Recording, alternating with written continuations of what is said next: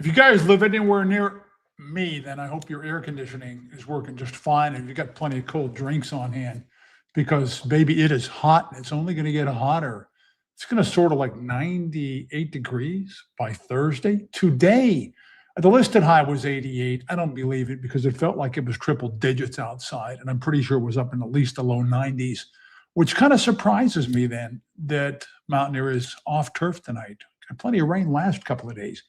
But all that heat today, figured to bake it out and dry it out. It is considerate on the part of management to the ship and horsemen to make an early call on that. So I get it. I understand. So the Mountaineer racetrack is off turf.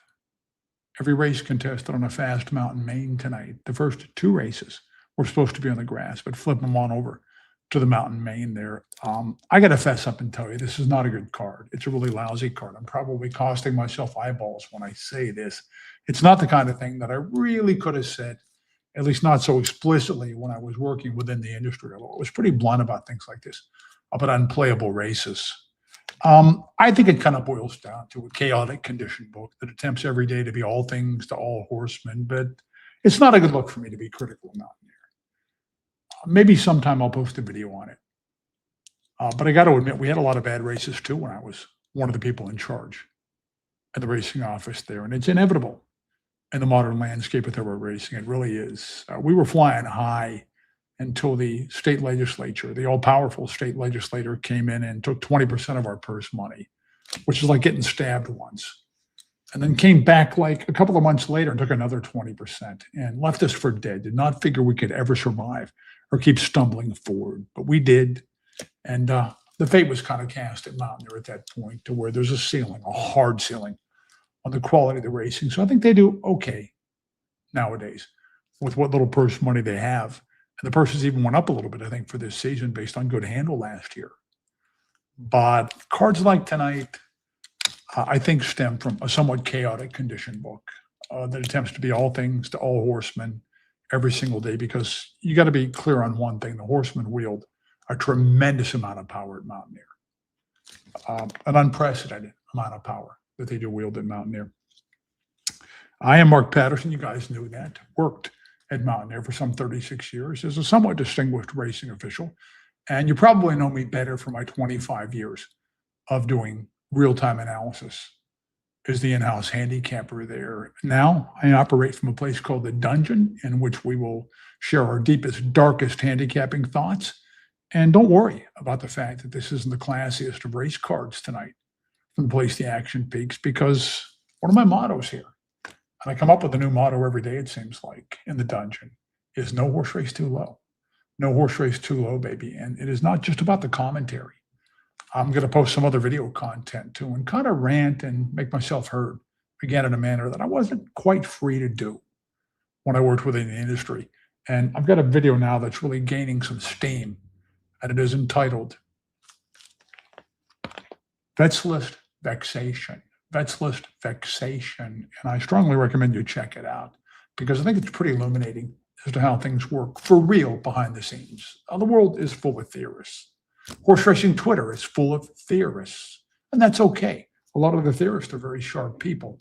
I do stay in my lane, and I speak from experience. And I had a ton of experience in dealing with state-appointed veterinarians for some 36 years, when I was basically in charge at times and other times second in charge of the whole racing program at Mountaineer. So please check out my video entitled Vets List Vexation. And I don't want to knock them because we had a lot of bad races when I was there too. It's not like every one of their cards looks like tonight's card. But it's a different kind of condition book than we used to put out for sure. And I think you can see the horseman's fingerprints all over the condition book now at Mountaineer. First race was lined up to be 1 mile on the turf. Instead, make it 1 mile on a fast mountain main there. Some scratches. I think we've got 1, 2, 3, 4, 5, 6, 7 to the post in this race. And if this race wasn't lopsided enough when it was supposed to be on grass, you flip it over to dirt, and Finding Candy goes from an apparent lock to maybe the lock of modern civilization.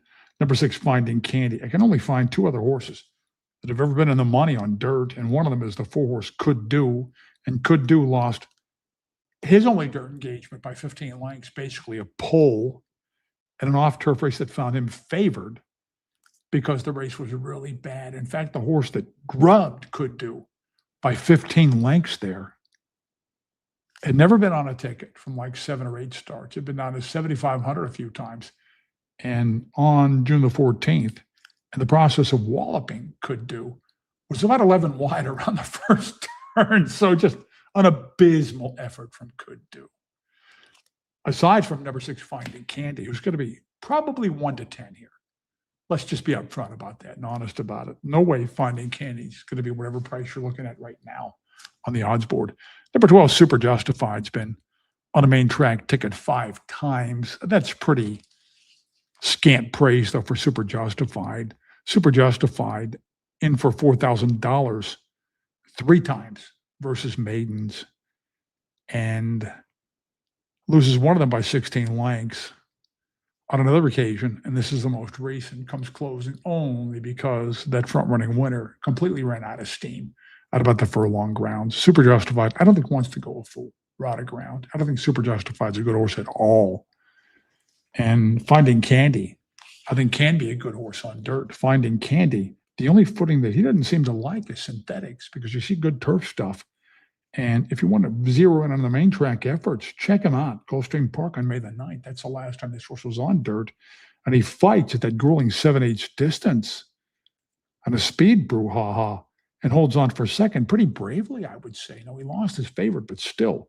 And I don't think he loses any luster when he comes to Mountaineer either, because he's been second twice. And in one of those seconds, he was eyeballed on top and just was under relentless heat.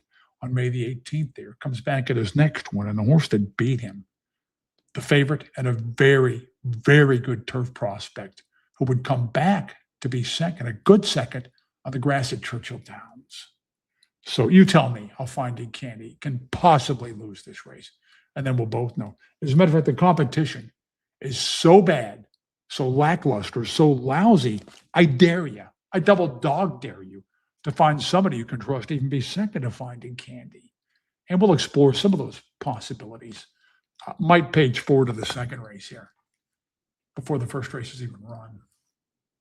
They took 2 big bites out of our purse money on the heels of our glory days, moved in and took 20%, which just absolutely crippled us versus the Ohio competition, and then moved in to take another 20%, like the time-honored mafia double tap to the head. 1 bullet wasn't enough. They had to shoot us twice. Twice they had to shoot us. So all things considered, Mountaineer does pretty well. With a low purse money they have to work with. So I'm going to check out the odds now. It is 5 minutes to post and 3 to 5 on number 6, Finding Candy. Finding Candy is going to be either 1 to 5 or 1 to 9. And you can take that to the absolute bank, Finding Candy. I don't think the 4 horse has 1 chance in a trillion to beat Finding Candy here. I don't think Super Justified has got 1 chance in 100,000 to beat Finding Candy. And some of the others have either performed so woefully on dirt that their connections wanted to get them on grass in here and hope against hope that they could run up into the pan picture, or else they're just proven to be really, really bad horses. Junior Chief on the inside, 2 dirt tries, lost one of them by 23 lengths right here, and lost the other one by 51 lengths. So the chart callers kept counting there. So I dare you to find somebody who could possibly threaten Finding Candy, or you could even rely on to be second here. Number 11, Left Him Behind. Left Him Behind has run 3 different distances, has been out to 2 turns there at Charlestown in March. Went off at 44 to 1 and ran like a 44 to 1 shot. So it seems like the farther they run, the farther Left Him Behind is going to lose by. And this is not really John Schuler, who's got a good record at Mountaineer over the years. This is not really his neighborhood. He specializes in running West Virginia breds against other West Virginia breds and bringing them up mainly from Charlestown, where the state program produces better restricted horses. He's out of his neck of the woods here with the South Carolina bred in wide open competition. So I wouldn't be real hopeful there of any kind of a breakout performance or unexpected improvement from Left Him Behind. Number 9, Broken Sound is 10 to 1 up there. Broken Sound, I think, might be destined to chase Finding Candy and try in vain to apply some early pressure because you do see some alertness in some of those sprints. And the one time at 2 turns actually vied for the lead for about the opening 3 furlongs there. So I don't think that's going to work against Finding Candy. And a lot of times the second fastest horse early, when the eventual winner is a heavily favored speed type, the second fastest of the first call is doomed to chase and be too compromised to hold on for second. Common exacta pattern, just very, very common. Back in a minute.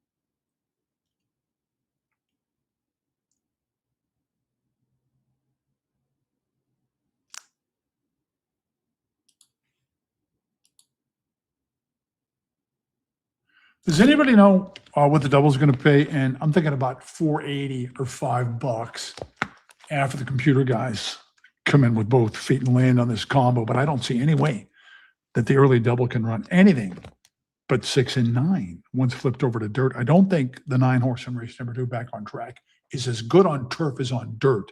But when you make this a dirt race and take the obvious opposition, Hot Cargo, away from her strong suit, and I didn't like her a whole lot to begin with, Hot Cargo. I think you make it almost a walkover for back on track here for various reasons, but I can't get the grid up for the daily double will pays, the matrix, on my wagering platform. So does somebody know? And I hate to even ask because it's got to be like $5 or something like that. And if they're teasing you now with $7 or $8, don't believe it because the combination is just going to be crushed to smithereens. That 6-9 daily double, even as the price on Finding Candy in the first race is not going to hold 3 to 5, not going to hold 2 to 5, and may not even hold 1 to 5, to be really honest about it. Any bridge jumpers? Let's check this out. You don't see a lot of bridge jumping activity. No bridge jumping in the first race. So I think it's just too hard to get down. And you could become persona non grata with your wagering service, your wagering platform, if you pull these kind of stunts. So I think most of the guys that do it have to travel to get to some kind of a simulcast outlet. I don't think those are going the way of the Dodo Bird too, correct? And then get down in person. I know one guy would drive like 400 miles to bet like 10,000 a show and try and pick up the K because Montana is one of the few jurisdictions that pays 10% back on top of what you wager. Next time we do get a bona fide bridge jump, get a good bridge jumping story for you too. Maybe a couple of them. So somebody let me know in the comments what the double was paying. Because I got to tell you, I could be wrong. I could be missing something, but I think it's free money. I think it is absolutely free money. That 6-9 combination.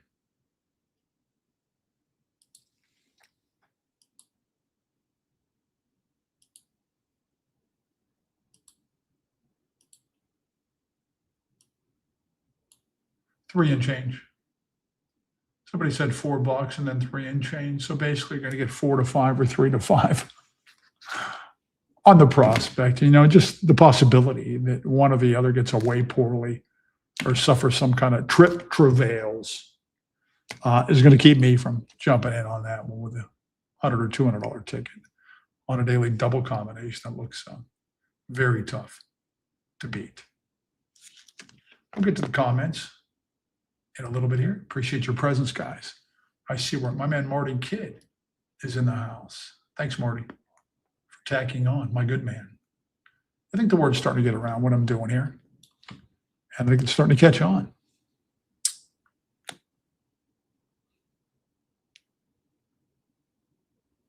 Yeah, that's just too low for me to get really serious about a big daily double ticket. Because I'm not playing for rebates. I get rebates, but I'm not betting specifically for the rebates. I never do that. And even vertically, I'm not too sure who's going to be second here. You might be thinking, okay, it's got to be Super Justified. And maybe Super Justified is the likeliest to be second. But I have almost zero faith in Super Justified.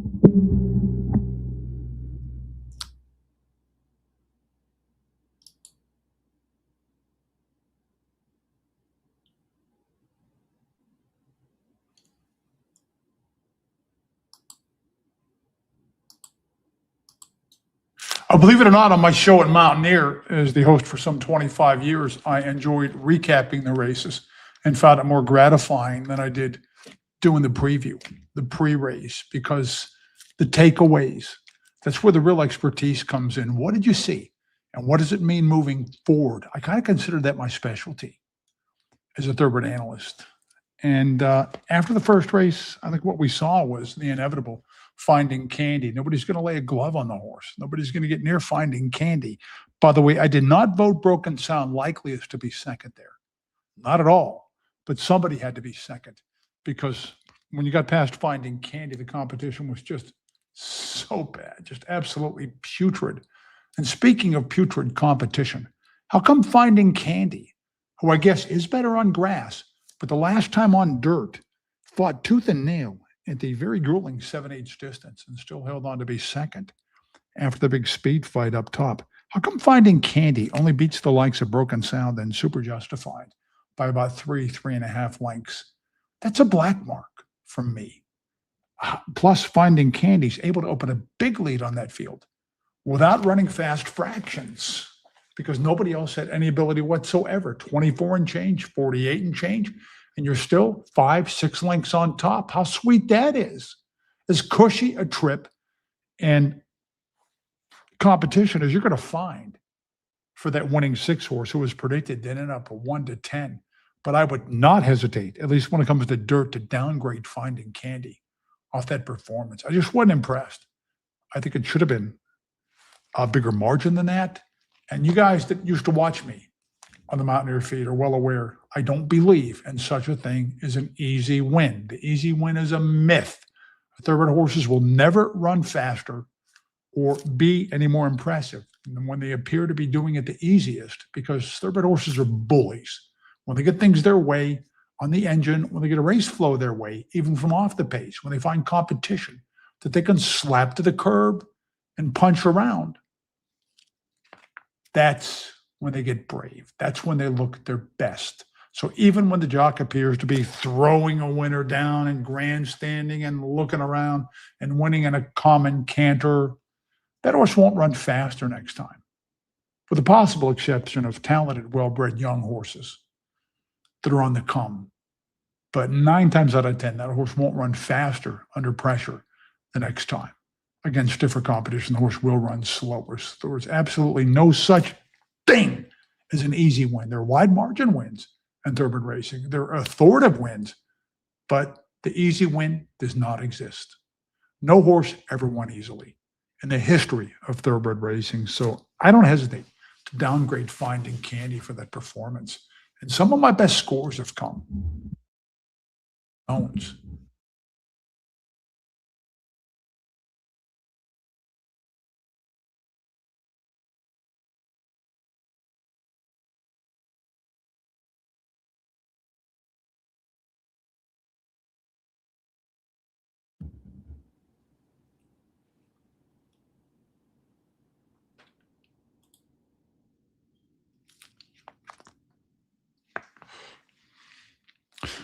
I'm not sure my microphone was on there. My microphone's on the fritz. Somebody let me know in the comments if you could hear my recap of that race, please.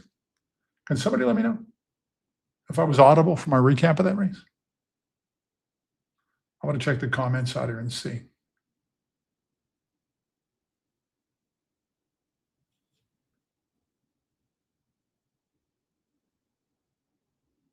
I will summarize it quickly. No such thing as an easy win in thoroughbred racing. It's never happened. Authoritative wins, wide margin wins, but thoroughbreds are never as impressive as when they appear to be doing it the easiest. And I was far from impressed with finding Candy, who might be. Mike was on. Okay, then I'm not going to repeat all that stuff again. I will spare you guys that whole litany all over again. And the doubles paying what, 1 to 2? There's no conceivable two-race sequence. Man of War could be in both halves of the double against maiden bottoms, and I'm not taking 1-2 on any daily double combination. That said, I think you're safe if you punched yourself a big ticket on 6-9, because I don't think Back on Track is going to lose race number 2. So let's take a look at the second race here. This is a condition they've had some success filling in Mountaineer by mixing up the Never for Life and the 2 and 26. Now, those are apples and oranges. Those two conditions are not really equivalent, but it works as they seem to attract fields with this particular spot and sometimes pretty good allowance races. Now, this comes off the grass, so that's key. Make it 5 furlongs on that fast mountain main that saw a 1-10 shot win the opener there. And that was so predictable. There's no way in the world that horse was going to pay more than 1-10. 1-5 would have been a miracle on Finding Candy. And when this race comes off the turf, it boils down very quickly to number 5, Hot Cargo, and number 9, Back on Track. And big advantage to Back on Track, who is over 7 on grass with just one minor place. And you can see where he's got his grass races sandwiched amidst dirt efforts, where he moves way up when he gets back to the dirt, or was on dirt to begin with. Back on Track. This horse is won on dirt at Del Mar, Santa Anita, and Indy, where it's pretty tough to score.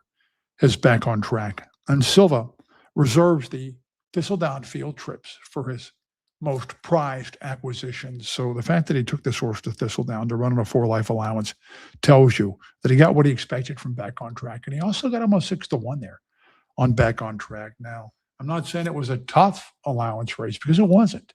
You might recognize Stewbold, the second finisher, as a horse that came here to win, basically on the bottom, like coming way down in class. And Stewbold had been getting kicked around for $10,000 at Gulfstream Park. So there was no competition for Back on Track.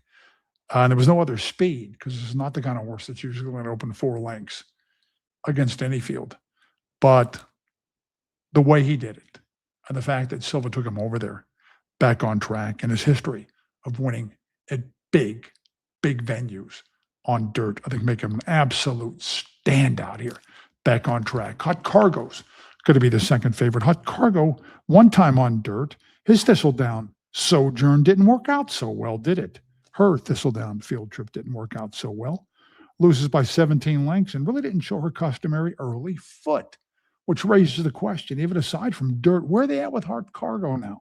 I can tell you this, Jeff Fletcher does a lot better with horses in his own ownership than he does with the Golden Colonel Racing Stables horses. Because with the Golden Colonels, he's only 2 for 19. And you got to look, drill down and check how a trainer does for different owners, because different owners spend different amounts of money. They send horses of varying ability and soundness to Mountaineer with different agendas. And the Golden Colonel thing is almost a kiss of death, it seems like, out of the Jeff Fletcher barn. Plus, this horse seemed to be hitting the skids. Even at Gulfstream Park back in March, had been off since fall, runs twice over the cold weather, loses at 6-5 once, and then sidelined again for just about roughly 2.5 months. Now, Hot Cargo's got the speed now, and we're only going 5 furlongs, and Hot Cargo's got some class and has kept stiff competition on a lot of that form. Also, I would say it's a good thing that Hot Cargo can compete on synthetics, run very competitive races on synthetics, because that's more akin to dirt than turf is. But I don't think this horse likes the dirt. I don't like this trainer with the Golden Colonel horses. And I do think Hot Cargo has a lot to prove. A lot to prove after that little mini comeback over the cold weather, the subsequent layup, and the complete flop and failure to even show her customary early foot at Thistledown. So I think this is no match at all between Hot Cargo and Back on Track. And that would be hard-pressed to make a case for anybody else. I'm going to check the odds out here. We'll keep talking about this race. Yeah, 2-5 now on Back on Track, who could well go lower. Could well go lower. My Lucky Day on the inside, the other Silva horse. He claimed this one from Mike Baird, My Lucky Day. I might normally expect some improvement on a horse from Baird over to Silva.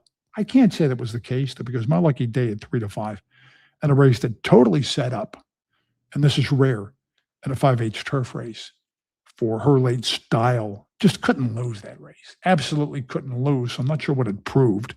She is a 2-time winner on dirt, but the dirt numbers are way lower, and she is clearly better on turf. My Lucky Day, but somebody's got to be second here. And she's as likely or likelier than just about anybody else in here to pull that off. I'd say My Lucky Day. Mockin Range, number 6. A lot of the Mockins like turf. Mike Baird's a great deceased sire. A lot of them like the turf. A bunch of them have won on dirt too. This one seems to prefer the turf pretty obviously. You can compare the two records there. Mockin Range, definitely much better on turf. But again, somebody's got to be second here. Mockin Range is 30-1 there. Nobody likes Mockin Range in here. Number 7, Small Town Smoke Show. Are they talking about a hot chick from a little town, a little borough? I don't know. Kent Knudsen, it kind of turns me off when I just look at his record to start with, and he just can't hit the broadside of a barn at Mountaineer. And he's got 2 of them in here. And they were both double odds, 19-1 on number 7 and 39-1 on the 8-horse Small Town Smoke Show. At least the 3 wins were on dirt, but this horse has run once at Mountaineer and went in a lower condition than this, any other than, and just completely flopped and floundered and would have to rediscover some of that 4.5 furlong Charlestown stuff to run a competitive race here. And given this trainer's record and the lackluster return to competition there on May the 19th, I just can't see that happening. I mean, can you really? I can't. Beauty the Nile, and I try to touch on all the horses. I really do. And that was one of the innovative things that McMichael and I did when we started doing the Mountaineer feed. Mountaineer never had a signal sent forth, and we were the pioneers of that. And we did things a little differently than a lot of the simulcast shows did. We took a deeper dive and drilled down a little bit more into the past performances. And I was a bit more outspoken than a lot of television analysts were before me. I wasn't afraid to criticize jockeys or compare the merits, the skills of different trainers. And that went over like a lead balloon. I think you can pretty well guess that correct. Over the years, they kind of got used to my thing. I never took gratuitous shots. I never said anything that I didn't think was fair. In a lot of instances, and I was in hot water a lot of times, but many times I think it was a matter of killing the messenger for just simply reporting the facts and the truth. And since it is in large part a trainer's game, how can I do that and not critique the trainers? And who's better than who? And who's likely to move who up? And who gets moved up when they lose or sell a horse privately? But you'd be amazed how much offense you can give when you do that. And in the end, and this is what you really can't avoid, when you do in-house handicapping, you have to be blunt about the horses, about their strengths and weaknesses. And that's one way in which you go wrong. There were times when I tried to tiptoe a little bit around the people involved because I had to look at them in the racing office the next morning. And I'm a human being. I was known as a fearless critic of all aspects of a horse race, the jockeys, the trainers, the steeds, and everything. Sometimes I tiptoed a little bit around the trainers, not a lot, but you cannot tiptoe around the horses. And you can't blow smoke, you can't gaslight about what a horse can or can't do. And at some point, that becomes offensive to the people that manage that horse because maybe you're not going to like the placement, or you don't think they're playing into a horse's strength sometimes. And I understood that these people get up at 6 a.m, live and die with these creatures. I get it. They don't want to hear them bluntly critiqued. Here's an analogy I always used. If you're fortunate enough to be the parent of a blue chip college quarterback prospect, you don't want to hear some wise guy like me going on ESPN and saying, well, they're probably going to convert him to wide receiver in Division I because he doesn't have the arm strength to play quarterback at the next level. You're going to hate my guts, and I understand it. But when you do this, there is no and was no tiptoeing around the horses. What I would always say is horses don't have feelings. It's not possible to insult the thoroughbred beast. When trainers would come at me, and I know I'm getting a little long-winded here on this topic, when trainers would come at me with, well, the horse doesn't deserve, that's kind of an insult. He deserves more praise than that. The horse doesn't care. I got some news for you, madam or dude. The horse doesn't give a flying fart what I say about him. He is monumentally oblivious to whatever commentary is made about him. Another way you can run afoul of horsemen when you do the in-house feed and you work in the industry is to praise the guy down the shed row from them. That just irritates them to no end when you publicize or give well-deserved praise to their peers. Yeah, it really does. I'm going to write a book sometime about my experiences over the course of 25 years as a thoroughbred racing analyst that worked in the industry. And man, the stories I could tell and will tell over the course of this gig in a place that I like to call the dungeon. Mocking Reigns is a late scratcher, I see. And I'm going to smooth back over and check out your comments. Late scratch, Mocking Reigns. When you touch the mic, it seems to shut off. Yeah, I know it's a touch mic. That's what it is. I'm Mr. Tom Kurtz. Comments heard sounded good. Thank you. Bombs Away Bob's in the house. Good to see you, Bob, my man. Chris Connors. Some familiar faces. And a lot of dudes that I dig. Jerry. There's Jerry. Promised to send me some swag with a Coca-Cola emblem on it, which I will wear proudly, Jerry. I will don that proudly, my good man. Do you guys want to hear stuff like I just went off on?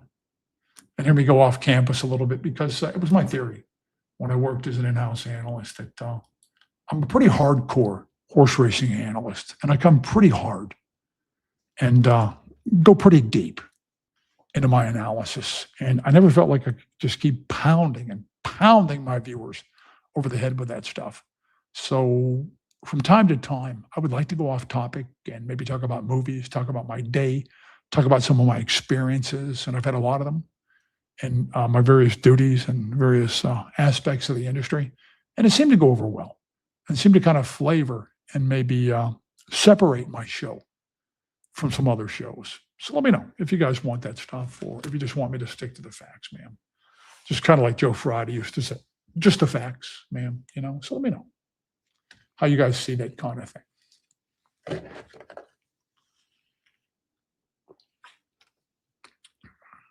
Late scratcher, is that held us up in the paddock? It's going to be like 96 and 98 towards the end of this week. I'm actually in pretty good shape for a fat guy. I walk uphill hard, steep hills, a couple of miles about 3 or 4 times a week. And I can golf in sweltering heat. And I like to do it because the course is clear.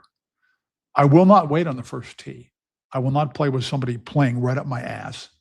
And I'm not going to play with somebody in front of me who's plumb bobbing their putts and taking 9 practice swings on a 20-yard pitch shot. I'm not going to do it. I will eat my greens fees and walk off the course first. I'm not going to do it. But when it gets hot, really, really hot, then it's pretty clear out there. The course is pretty open. So I had kind of planned to play on Thursday. Except we got 2 cars. We're a 2-car family. And my wife, who's an RN at a nearby medical center, is going to be using her vehicle. And my son would be using mine because he works to go to his job at a nearby grocery store. But I've arranged with Shane to drop him at work at about 11 in the morning and to pick him up at about 5:30 in the afternoon, which leaves Dad the freedom to golf all afternoon. And I know I sound crazy, insane, that I'm looking forward to a nearly unprecedented heat wave because, baby, it's going to be hot. But it also means that it's going to be clear passage on the golf course and not all clogged on the first tee.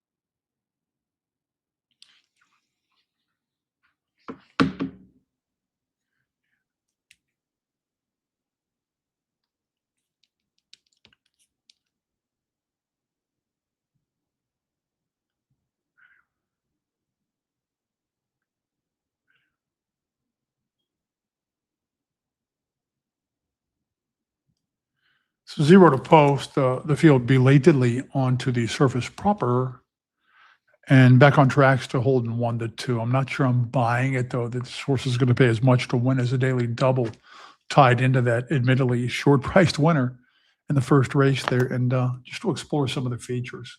I really didn't have any race flow notes tonight, which is one of my features, but I do have misconceived morning line prices there. Finding Candy, I don't care how many horses were scratched. I don't care how many horses were not gonna be scratched. I don't care what the footing was gonna be. Finding Candy was always gonna be way lower than 3 to 1. So I listed Finding Candy as a misconceived morning line price. My next one is Romantic Jewel in the sixth, 3 to 1. No, if you like Romantic Jewel, and I sure wouldn't recommend it, I would not bet Romantic Jewel. You're going to get a lot higher than 3 to 1, baby, because Romantic Jewel is not going to be 3 to 1. If Romantic Jewel is that low, I will try and grow my hair back. And it ain't pretty. It's not a pretty sight. And I'll wear it here in the dungeon for you guys too. Maybe and perm it up a little bit, you know? Seventh race, a little breezy. Eddie Clouston, some of these horses back in his name, huh? Not sure what that's about. Maybe he's off his suspension now. 5-2 is likely to be lower than that 5 to 2 price point. And in the eighth, Thirsty John will definitely be lower than that 9 to 2 price you're looking at. Even having been away a year, a virtual year, Thirsty John's going to be a whole lot lower than that price. And I'll talk a little more about some of the psychology of making a good morning line, maybe a little bit later on, because I made the morning line on tens of thousands of races and was pretty good at it. I wasn't great. I made my misses, but I was competent. I was skilled at it. I was a professional at it, which is, I think, more than you can say for the current morning line at Mountaineer.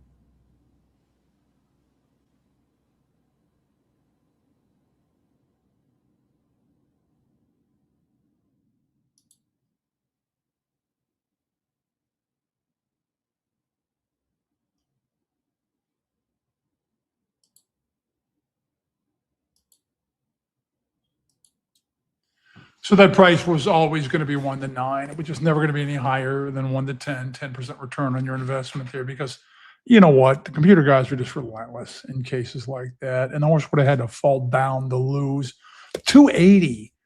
And I go back a long time at Mountaineer to a long time before it even was Mountaineer. Cut my teeth in old Waterford Park and started reading the racing form when I was 10 years old, which is a long, long time ago. I wonder if many of you guys even know how old I am.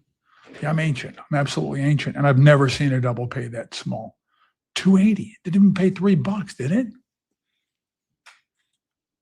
This horse was never going to lose. I think my only contribution there, because anybody could have come up with that winner, is an absolute ironclad mortal cinch. I think my best contribution was to characterize the second lowest odds horse. Hot Cargo was bogus, completely bogus. It wasn't a horse you wanted to use second there.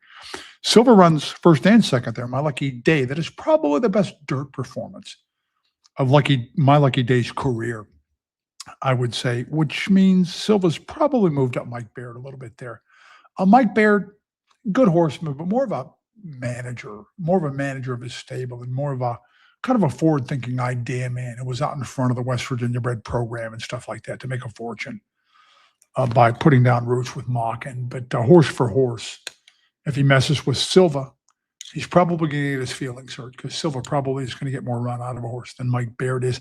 I don't think there's any smoke there. There is some smoke between Silva and some of the prominent Mountaineer fixtures, guys that have been there for a long time. I don't think King Eddie Clouston and Silva are going to lunch anytime soon. Jaybird gets along with everybody, at least on the surface of things.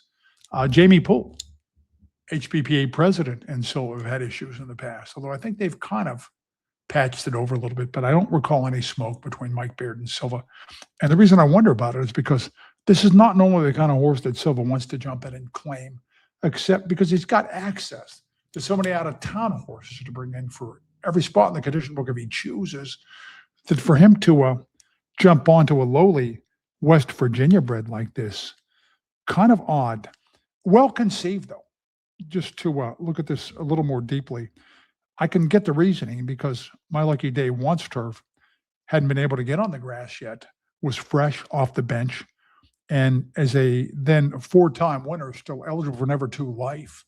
Never Two Life was a West Virginia bred, and he's got to figure 3-2 or not. My Lucky Day had a good chance to lose on May the 4th, and so he could take that 2 life condition intact back to the barn with him, My Lucky Day. So the more I look at it, the more I see why he jumped in and haltered My Lucky Day.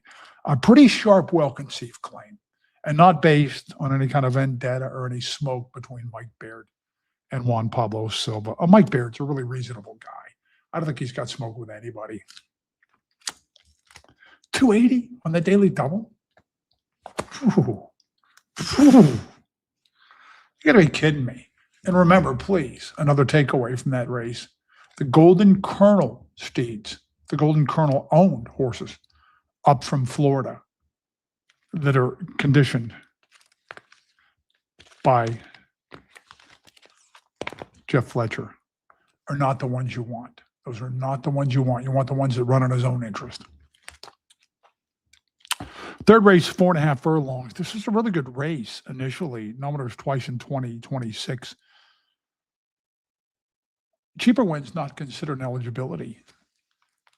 This race has kind of been scratched to pieces. We have 5 left. It's still a fast field, but only 5 in this race now with the defections. And each and every one of these has a 4.5 furlong win to her name, and in some cases, multiple 4.5 furlong wins. And you see the speed style from just about every entrant in here. Now, Flight Control was going to be favored and strongly favored to begin with, even before these scratches, these defections. But now looms a really short price. And you can see where I did not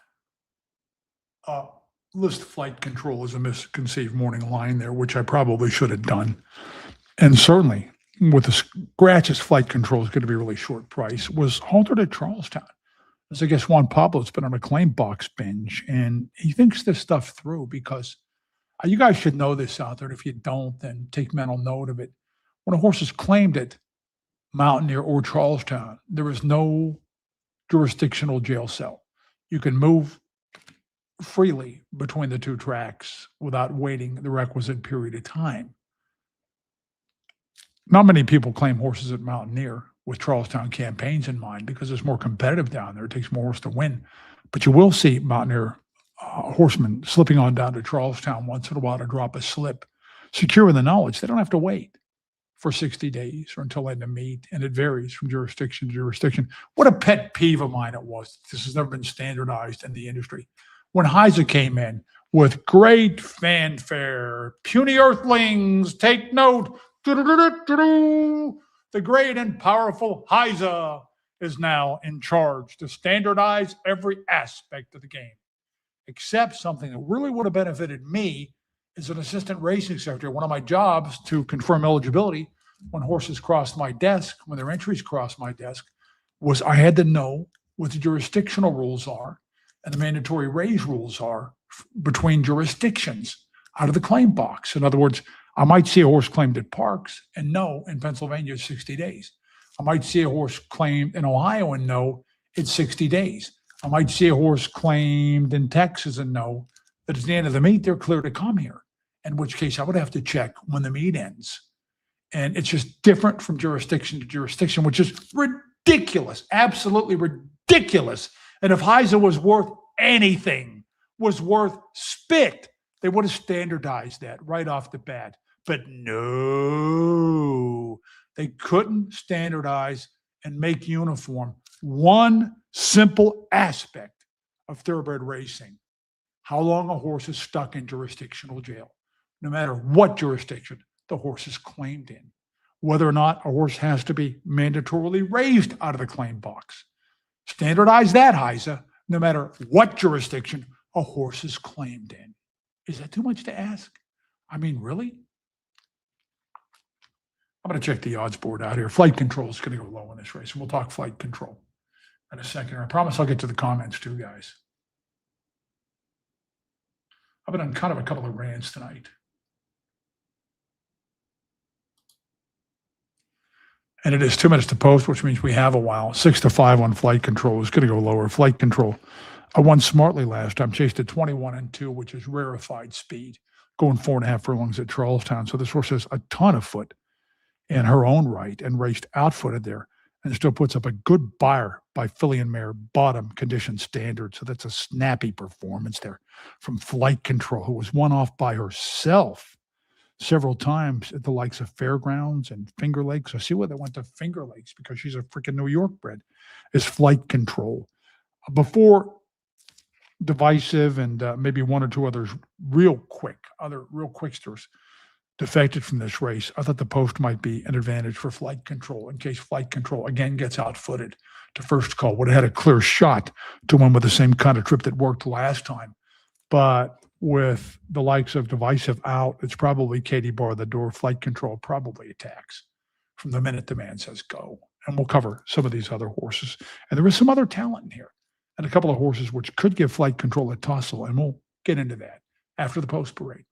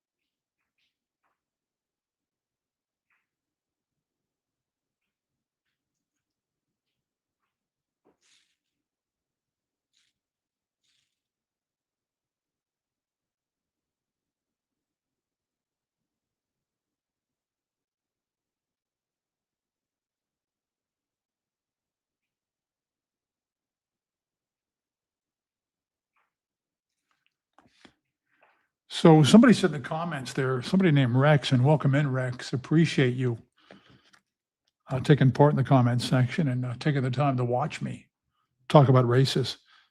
That they like Dolce Veloce. This horse will be the second favorite for sure, and is second favorite on the board right now, and certainly has the ability to win this based on the back performances. Here's where the plot thickens. Dolce Veloce has been away since March. Since March now. This trainer, not necessarily a layup specialist. And one thing that concerns me just a little bit, and Dolce Veloce, I would say maybe the second likeliest winner here, if Dolce Veloce is again feeling like a speed horse after the freshening. But one thing that would concern me a little bit, if Dolce Veloce got okay during some 3 months on the sidelines, and why not drop Dolce Veloce out of those 10 taggers slash starter optionals down to the bottom at Charlestown and try for a bigger purse than this. The fact that he seeks mountaineer competition might not say good things about Dolce Veloce's current status. Bashful Daisy, the 5-horse here. Daisy's got a ton of early foot, and that's the weapon of choice for sure. This horse has been privately purchased, though, from big heavy boy Anthony Farrier since the most recent race, and Ramjeets are okay. Although first time with trainer is not her forte at all with recent acquisitions, but it's the owner. And I can't preach this enough. Pay attention to who's paying the bills on a horse because that can be the key to performance. And Pan Am Racing, with all those bums from Will Rogers Downs, has just been a train wreck for Ramsey. It's really bogged their barn down.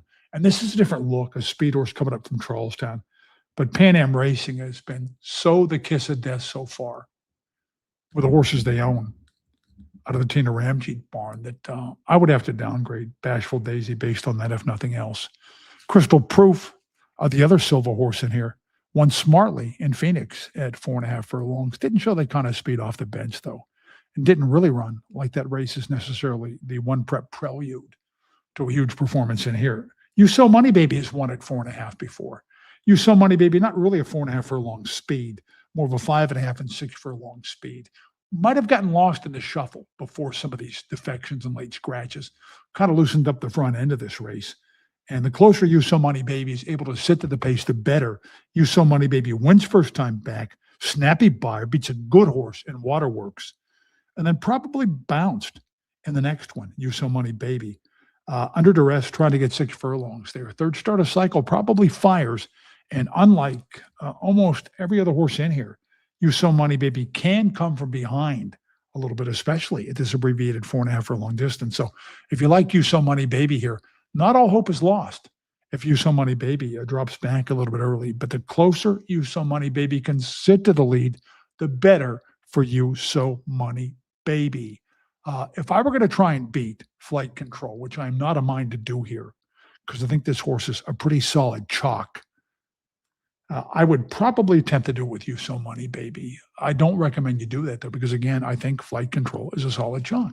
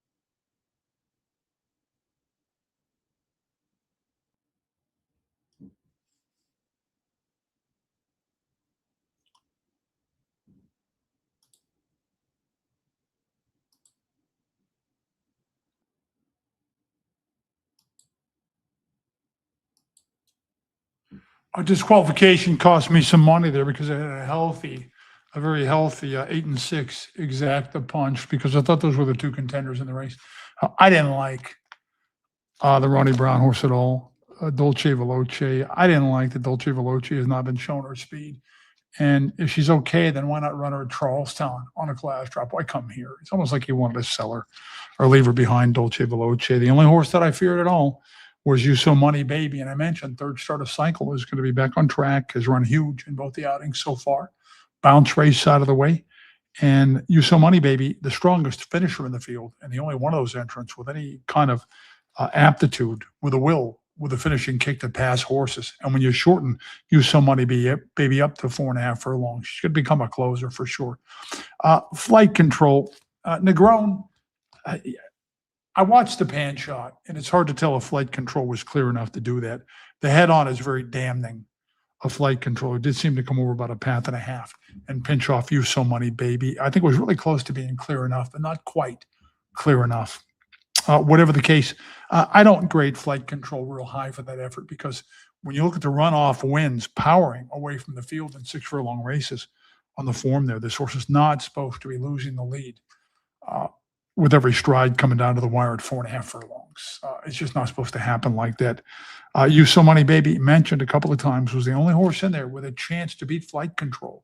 If you were insistent on attempting that, I hope that you saw the race that way and got a decent price on You So Money Baby. There is a disqualification. They crossed the wire 8-6, and that is flip to 6 and 8, 6 and 8.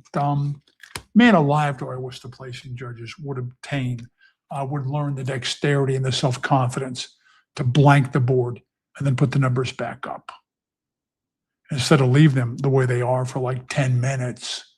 You got to be careful as a placing judge. I worked a long time as a placing judge, and you better be careful when you post a number. And that's what they're doing there. That's why it's the long, laborious process, even after Peter Berry announces it, before the numbers flip, because you've got 3 placing judges and 2 of them are watching the one that's working the computer and sending the numbers out to the board and making sure there's not a misstep with the fingers there.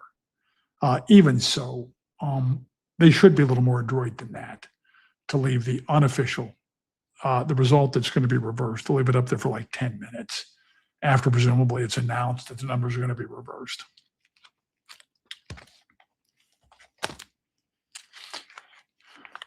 There was a throng out there in the win picture for You So Money Baby, who's been a good horse, no matter who's had her. Langley's had her. Steve LaRue had her originally here. Whatever happened to Steve LaRue? Wonder what's going on with him. You know, he and I ended up friends, but we had some serious issues in the racing office a couple of times. Almost came to blows a couple of times, Steve LaRue and I.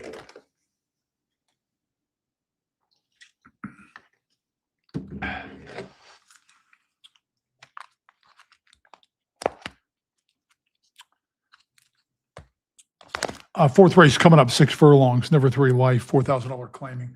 Let's get some of the comments here.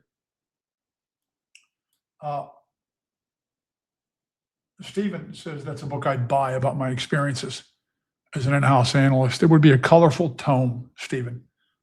I can write a little bit too. It's kind of a secondary talent I have. I'm not really any kind of a Stephen King or anything like that, but I write articles for a couple of online papers, not racing related topics. One of my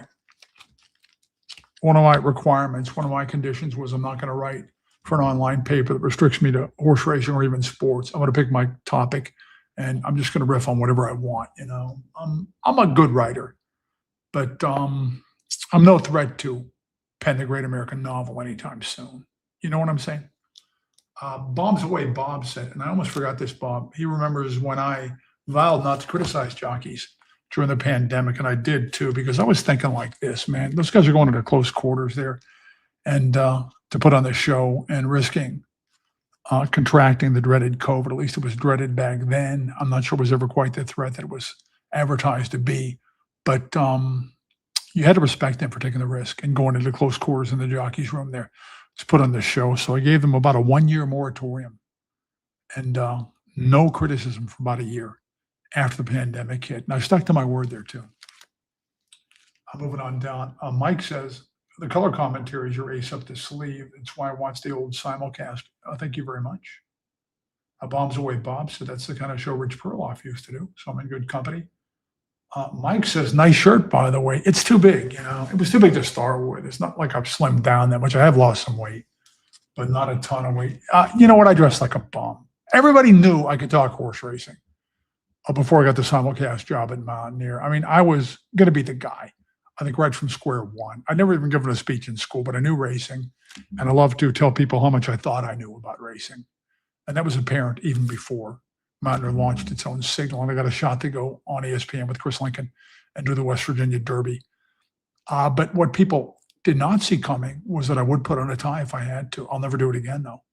And in my real life, all winter long, it's jeans or heavy-duty sweats and hoodies and a baseball cap and other construction boots or tennis shoes, Skechers, something like that. All summer, it's shorts, no long pants, all summer, and either this kind of a Hawaiian shirt or a light hoodie and a baseball cap, cargo shorts. I just will not dress up.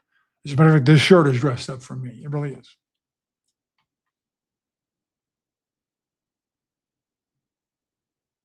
Steve said, I tried to golf once with my uncle and cousin, did not make it past the practice. Well, it's a tough game, man. That ball just sits there.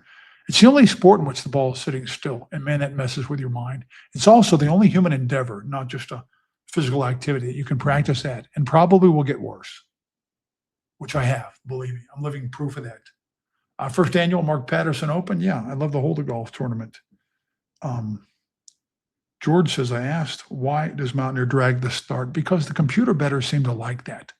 The longer the start drags, the more money they pour in there at the 11th hour for whatever reason. And I'm not sure I totally get it. Mark P has been on fire lately. You know what?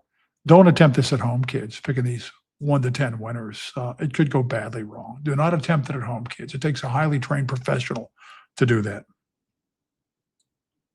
When does Mark P pop back on? God willing, after both replays.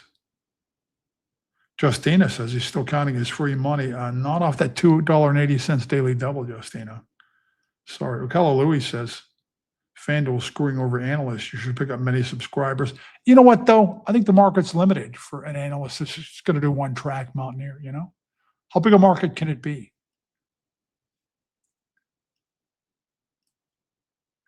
Kenny Neely said that the Ronnie Brown horse, Kenny's a good handicapper, is probably hurting. Might have been brought here to sell. Yeah, I kind of think that's the case, Kenny.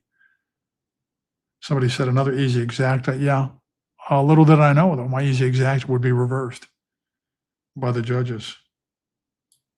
Mark, please stay in front of the mic, says Paul Gilson. You were fading in and out. We don't want to do that, do we?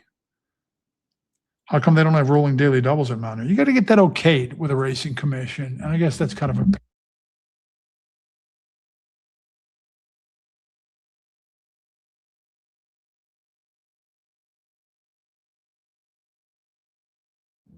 I'm really glad to hear that somebody wants to hear what I have to say. So did you guys hear me going over the comments there? Because my mic's going in and out tonight. Somebody let me know. Oh, mic is off, so I'm going to go back and go over the comments again here. I'm going to do it, yeah. I'm just going to do it. I'll go over the comments again. My man Bombs Away Bob said he remembers when I promised not to criticize jockeys during the pandemic. Had to respect their willingness to go in close quarters with a then thought to be dreaded disease going around. So I did give them a 1-year moratorium from criticism, and I stuck to my word too. Somebody said I did not make it past the first practice hole when I tried to golf. It's the only human endeavor at which you can practice and probably get worse, and I have. I'm living proof of that. Almost forgot to click the like button. Heavens, don't forget that, please. Please remember to do that. Way to go, Mark. Mark is on fire. Yeah, it's really tough to pick these 1 to 9 winners, guys. Don't attempt it at home. Things could go badly wrong. I'm a highly trained professional. What else do we have here? The winner buys the next round, I guess. That's you, Mark. I would. I am willing to foot you guys a couple of adult beverages if you ever come here. What else do we have here? George says, I asked this week how come Mountaineer drags to start like this. The computer guys bet more for whatever reason when they do that. It definitely has boosted the handle big time after I left. Ocala Louis says with FanDuel screwing over the analysts, you should pick up many, many subscribers. I don't know though. There has to be a limited market for an analyst that just does one track, right? Mountaineer. I'm not sure there's a huge demand for that. Kenny Neely, good handicapper, says Ronnie Brown probably bought that horse here to sell or leave behind. Yeah, that's my observation too, Kenny. I didn't like the fact that that horse wasn't dropped in class at Charlestown, where the purses are bigger. And as far as that disqualification goes, I'd like another look at the pan shot. The horse was almost clear, but not quite clear.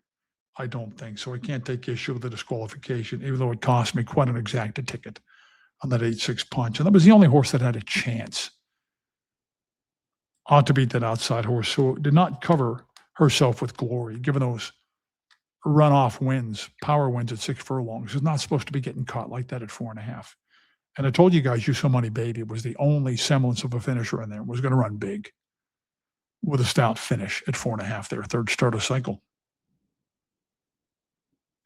So let's check this race out. 0 to post here, and a 4 to 5 on the inside horse. Normally not my cup of tea. It's kind of a drop, and a horse has been away this long. When a horse has been running well for a higher tag and drops down to 4,000, I'm really leery and suspicious. This is kind of Silva's MO, though. He's like almost 50% with these kind of droppers. And horses that have been off like this, they're usually fit when they run for Silva. So not a horse I would bet on or necessarily bet against. The pace looks stiff up top with a 5, 6, and 7 all involved, and none of them look really strong enough to hold sway out there. A Good Moments has been away since September. I know that he won his last 2 for $4,000, but he's been away since September, and this is not an off the bench barn, so I think he might be a little bit over bet. 9 to 2 on the 8 horse. I don't think one tune-up is going to do it. I really don't. That was not a good effort in January there. And this horse didn't beat anything at Mahoning in that wide margin victory. Skylar's brother's interesting. Got pinched off at the break last time. Might have been a little bit closer. It did set up for a closer, but Skylar's brother did come rolling. And this race really sets up for somebody that can rally. I think this horse is going to be on the ticket and maybe high up on the ticket at 12 to 1 there. So kind of gave that a quick once through the 4th race because I wanted to touch on your comments. I'll be back after the race, guys.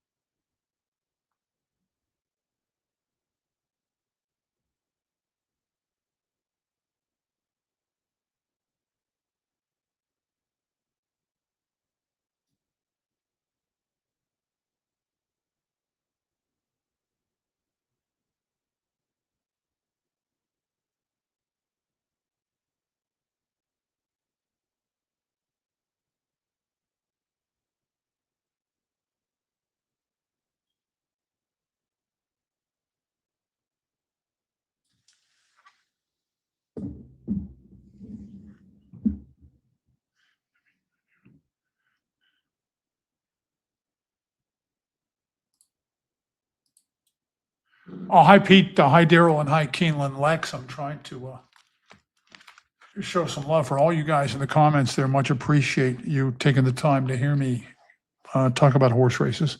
It's what I love to do. It's just about the only thing I know how to do in life. I was a pretty good basketball player one time, but those days are long gone.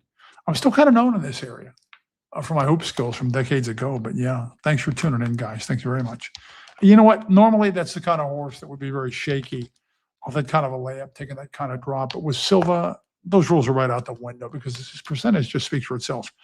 With class dropping chalk, horses that have been away, his percentage only goes up. So no surprise there. Just no surprise at all. That victory from Gavia. I am a little bit surprised the 7 was so well prepared, though, because that's not normally Juan Vasquez's forte there with good moments. Good moments ends up second with the good moments. Did the 1 horse get claimed? I wish they'd put a graphic on the screen and let me know because I don't have the sound up here. I always keep the sound down when I'm doing this. And I never watched the Mountaineer in-house handicapping shows. Not a knock on those guys. Not at all. I'm not going to malign them. I don't know. They could be doing a great job for all I know. I just don't watch, and they should not feel singled out or insulted because I never watch other analysts. Frankly, I don't care what they got to say, with a couple of exceptions, maybe. Vic Stouffer would be an exception. A few other guys, and I don't want to forget their names and insult them, but for the most part, I don't watch other analysts. I just don't.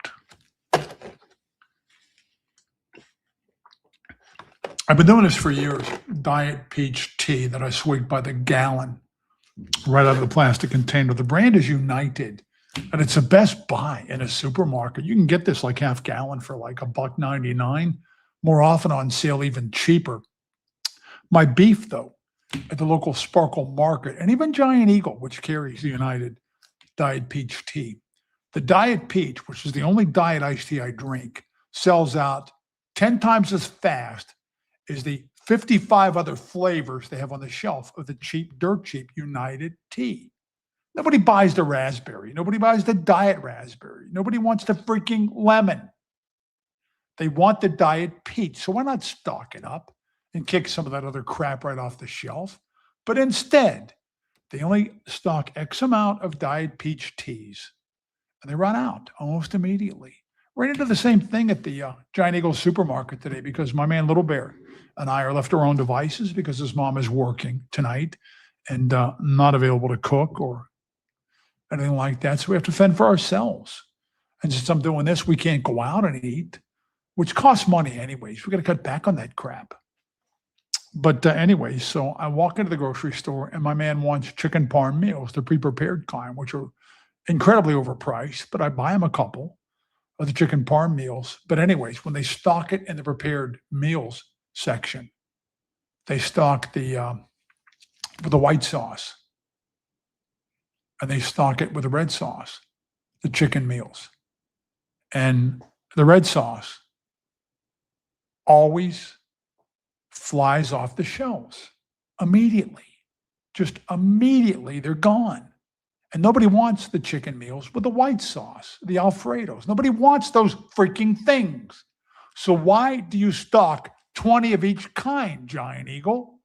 Stock the whole freaking prepared food case with the chicken parm, with the red tomato sauce, and sell them all out. Why commit to something that doesn't sell? Why not be more flexible and provide what your customers want in larger numbers and greater availability? I don't get it. I'll never understand it. I've talked to the store managers about it, but they're so locked in to this variety thing that they're going to keep stocking and providing things that don't sell.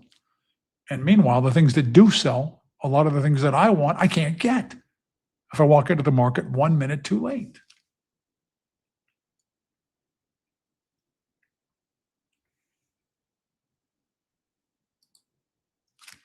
I see it as a 6 minutes to post on race number 5. This is a Never Too Light 4,000. We're going a mile.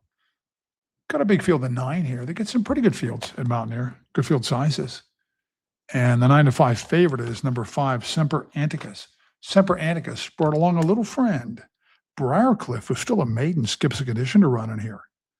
I would assume to go out and provide some firepower for Semper Anticus out there in the lead. Now, the pace in Semper Anticus's last race was speed friendly. The winner didn't make the lead per se, but went up and leaned on the leader.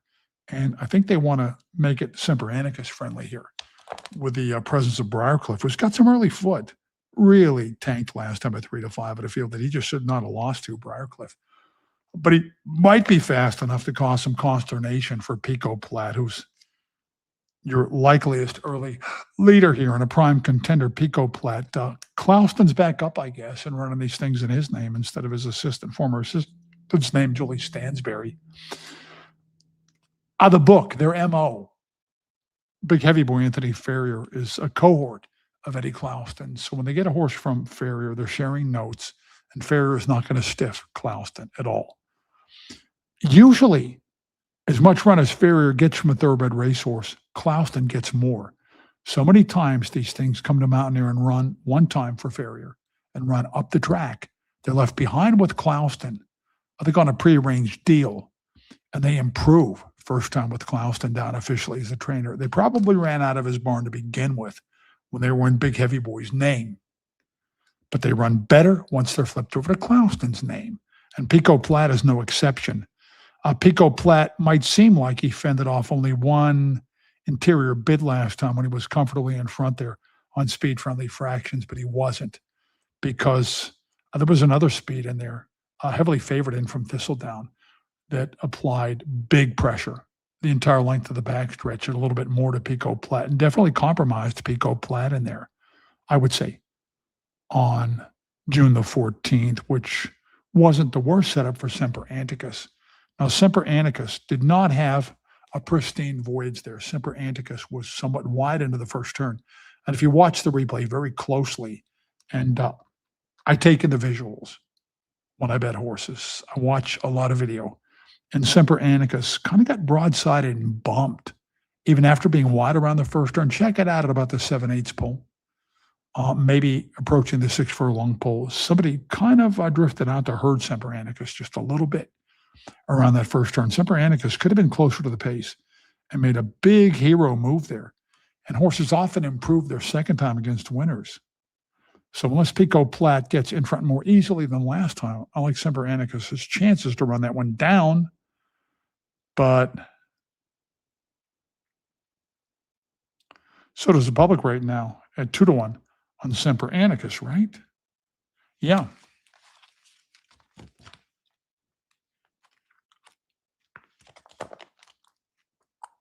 So what else should we take a look at here? Dancing on Air number 6 is way higher than the morning line at 13-1. Dancing on Air, I don't like it because Dancing on Air, they only tried 2 turns. There's been 2 turns a couple of times in his career and completely gave it up over the final 440. And Dancing on Air, I think a lot of that late move was fake last time because it was a short sprint and the winner needed like almost 7 3/5 seconds. Yeah, 7 3/5 seconds for the final 16th, which means Game Mover was really coming back to the field. And even the likes of No Talent Sugar Lips was flying late. So it was easy to gain ground there late. Not so easy to gain ground late in a route race there for Dancing on Air tonight. So I really don't like this horse a lot, even at 13-1. Grandy, the 8 horse, is 2-1. Kevin Joy's got a good record over the years at Mountaineer. He's Charlestown based as Kevin Joy. Grandy looks a little bit off form. That's why they come here from Charlestown where the purses are a little bit bigger. Grandy did win stalking the pace at 7/8 there. And you would think Grandy could come back and win the 2-life condition again because he's eligible as a West Virginia bred for the same spot that he won there on February the 26th. But instead he regressed, didn't even come close to duplicating that feat. Grandy, so he looks off form here. He's still a 4-time winner, though, eligible for number 2.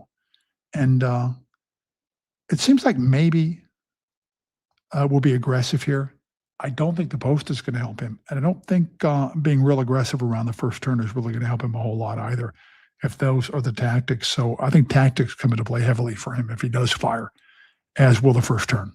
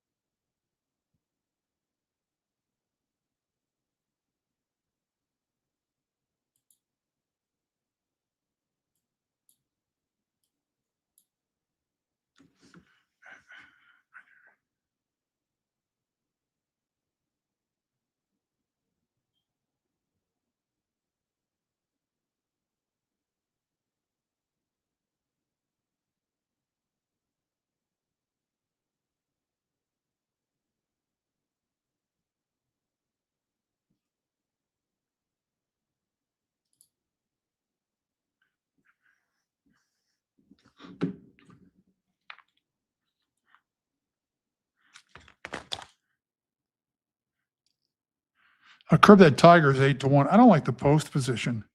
I don't think this horse likes Mountaineer. And I don't like the lifetime record, 2-4-32. So Deshaun Parker, no Deshaun Parker. I don't wonder if he's satisfied, my man Deshaun Parker, who led the nation a couple of times with his success at Mountaineer. I don't know. Was more expected from Deshaun? Has he lost a little bit off his fastball? Maybe just a little bit. Really good rider and a really good guy. Dependable Deshaun Parker, for sure. Not cut out to be a thoroughbred analyst, though, I can tell you that. From his stint on the mic last West Virginia Derby Day. He and the return of my partner was an absolute train wreck. I think that is pretty much the consensus. I probably shouldn't say that, but oh my Lord. Oh my Lord. Oh my goodness. What a train wreck that was, huh? For last West Virginia Derby Day.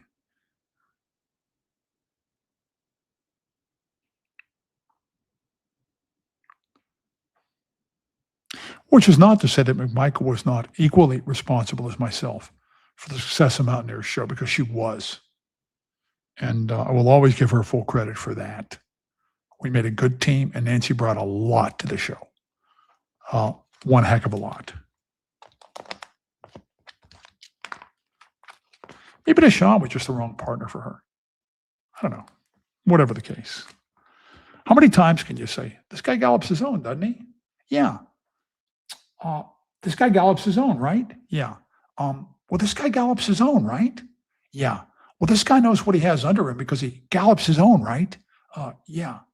All afternoon, 4 straight hours of, well, we got to like this horse because this guy gallops his own horse. It's this trainer, so he knows what he has under him, right? Yeah, he gallops his own, so he knows what he has under him. So I'm counting on the horse to run well. Yeah. The next horse, the 9 horse, this guy gallops his own stock, right? 4 straight hours of that. Last West Virginia Derby Day. If you doubt me, pull up the video.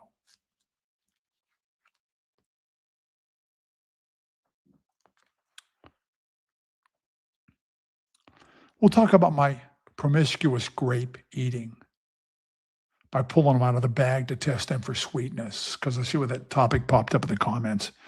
And also, somebody in there was a grocery store manager or a manager of a large grocery store food chain for years, and came in to comment and try to explain to me why I can't get Diet Pink iced tea. I'm still not sure I'm clear on that, but somebody's trying to enlighten me on that topic.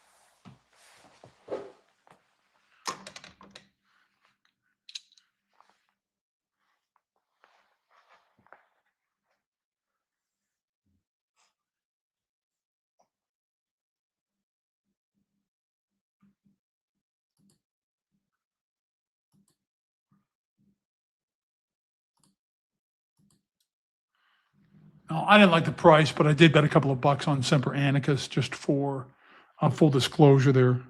I think I made it pretty clear that I thought he was the likeliest winner, Semper Anicus. I wasn't big on the 8-horse there either. I didn't like the post position. I didn't like the fact that he tailed off and didn't do what he'd done before, come back and win the number 2 for a third time, despite 3 futile attempts there. Plus, getting aggressive, which I suspected that Bug Rider might do, was not the way to attack from that post position. Also, last time Semper Anicus ran, you would think with a drop back and come from the back style that the outside post would not have hurt. The jockey would have just taken back and tucked over. If you pull the video up, though, that's not how it played out, as Semper Anicus was wide into the first turn after breaking outward, and on top of that, absorbed a bump or two, got tapped. A little bit, I would say, inside the 7/8 pole there, so it wasn't a clean voyage for Semper Anicus at all. So 9-5, I'll take it on Semper Anicus, guys. And what about the other Ramjeet horse there, who I thought was just a role player, and there was sure some pace for Semper Anicus. They don't usually do that for cheap horses, though. Send out their own rabbit with them. And as big as Briarcliff ran there, I wonder if he was kicking the barn down and they wanted to get him in somewhere. And maybe the maiden race was not shortly upcoming in the book for Briarcliff. I think now that's the more likely theory. And the aftermath of that.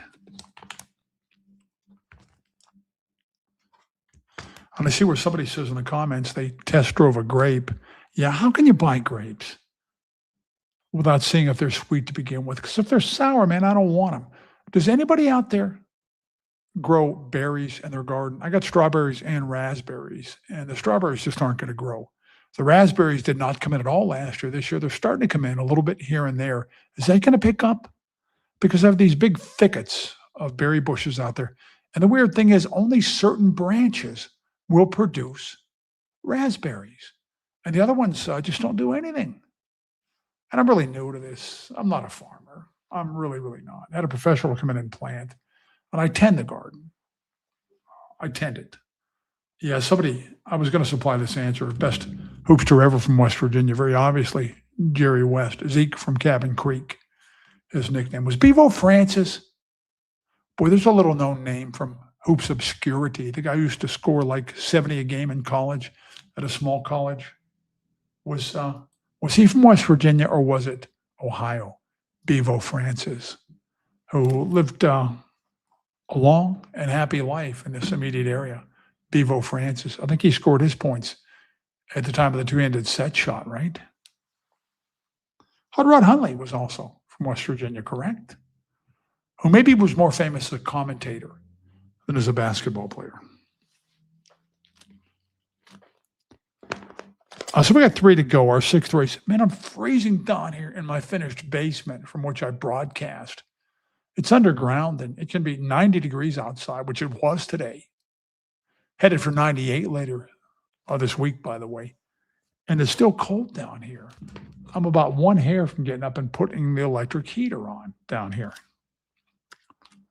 I did just call Little Bear upstairs and ask him to give me a break with the central air. So this is a mixed condition, either never for life or non-winners in 12 months. Now, see, these two conditions don't go together because non-winners in 12 months is way lower on the condition food chain than never for life. They just don't mix. They don't mix at all. So I would look for a horse that's won more recently than the 12-month time period on the veteran condition and somebody that fits under the never for clause. It seems like they attach a for life condition to everything they write. Non-winners twice in 2026. Let's put a for life on it as well. It seems to work for them, though. I shouldn't knock it. To me, it seems sloppy, but it works. And they do make races. They fill races. And that's what you want to do is fill races.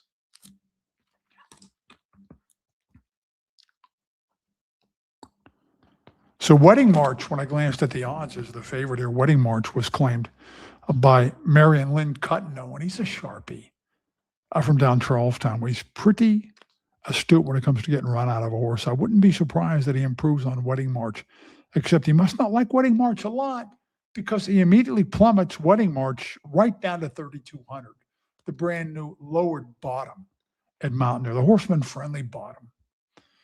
I'm a little leery about that. A Wedding March Didn't run that hot last time either as the 8-5 favorite with a seemingly useful prep under her belt. I'm not big on Cloudy Bay, the horse that beat her, so I think she's a little bit shaky, even though on her last fall's form, she would do the Bristol Stomp on this field. You guys know that song, right? I've usually got my radio tuned to sports talk out of Pittsburgh, or else I've got it tuned into the oldies. I don't listen to a lot of the new stuff because I'm an ancient old curmudgeon. I'm a get off my lawn guy. Can somebody please shoot me the Pirates score in the comments here? They were up 8-5 the last time I looked, and I'm desperately clinging to hope with my win 79 or more games this year with my several $100 wager on the course of the entire season. So can somebody please shoot me the score? I would much appreciate it because no lead is safe with the Pirates bullpen, which has got to be the worst in history. They've got more blown saves, I think, than any team in the league and maybe any team ever. I can't believe their GM isn't going to bust a move and bring in a good relief pitcher. Hopefully, Aroldis Chapman heaved the 105 mile per hour heater, which was the fastest pitch, I think, in the history of baseball, and remains the fastest pitch in the history of baseball. Boy, jumping through some of the non-contenders here, I've got Romantic Jewel on my misconceived morning line price points. No way this horse is going to be as low as 3-1. Romantic Jewel hasn't won for years and has only won 4 times out of 59 starts, has always been cheap, is 9 years old now. I think he'll be a role player here and potentially put some pain on Entitled Defense, who's got the front running style here. A Romantic Jewel out of those 4.5s and 5.5s is a heavy pace factor with Gunham first and ask questions later. Barrios on board should be able to play a role and maybe soften up Entitled Defense here. We'll talk about Entitled Defense after I check out the odds on Romantic Jewel and kind of prove my point here is Romantic Jewel is 7-1 and likely to go even higher than that. I think 3-1 was never going to happen with Romantic Jewel. I don't give Romantic Jewel any chance at all to win this race. I get the theory. Has been running short, frustrated front runner, sender 6. She's won a couple of times at this distance, and she might take some catching, except I can't see her living it. Just no way, no how. It's been too long since she scored. I have no respect for the horse whatsoever. And loose lead or not, I don't think you could tie her to a set of roller skates and drag her across the Bonneville Salt Flats and see her get 6 furlongs successfully. The other speed in here is the 9-5 favorite. Don't like the way the earlier Ronnie Brown horse performed. And usually when an outfit invades, the first one they send out sets the tone. It wasn't a good tone set by the other Ronnie Brown horse. I think number 2, was it number 2? And that the 4.5 furlong affair earlier that saw the disqualification. Entitled Defense, though, isn't ever 4 and won 3 in a row at Charlestown there and took so much pressure on top and still survived those 2-turn trips. So has some finishing power, has some tenacity, and just, I think, came to a point where Entitled Defense could no longer keep winning in a higher condition. I couldn't find anybody italicized, though, from any of those wins. So those wins haven't turned out to be really productive and certainly not key. And I'm a little leery of the opposing presence of Romantic Jewel, who might take a few tail feathers, some of the steam out of Entitled Defense through the early stages here. So I'm not sure to accept favorite odds on Entitled Defense here. 2-1. I would not take 2-1. She could win, don't get me wrong, but at 2-1, she could have won without me.